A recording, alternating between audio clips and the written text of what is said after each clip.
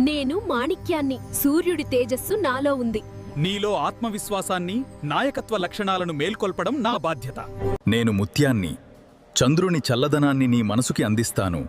నీలోని అలజడిని తొలగించి ప్రశాంతతను ప్రసాదిస్తాను. నేను పగడాన్ని. కుజుని శక్తి నా సొంతం. నీ రక్తంలో ధైర్యాన్ని, ఆశయాన్ని నింపి నిన్ను విజేతగా నిలుపుతాను. నేను మరకతాన్ని.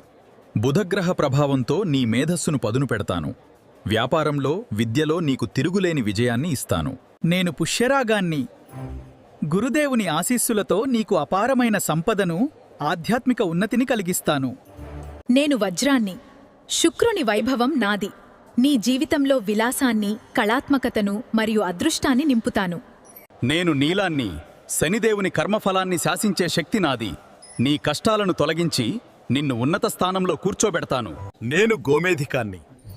రాహువు ఇచ్చే మానసిక గందరగోళాన్ని అంతం చేసి నీకు స్పష్టమైన మార్గాన్ని చూపిస్తాను. నేను వైఢూర్యాన్ని. కేతువు గ్రహ ప్రభావం నుండి నిన్ను రక్షించి నీకు ఆధ్యాత్మిక రక్షణ కవచంలా నిలుస్తాను. మేం కేవలం రాళ్లము కాము. విశ్వంలోని అనంతమైన శక్తికి ప్రతీకలము. నవగ్రహాల ప్రతినిధులము. మా శక్తి అపారం. కానీ మమ్మల్ని ధరించే ముందు సరైన విశ్లేషణ అవసరం.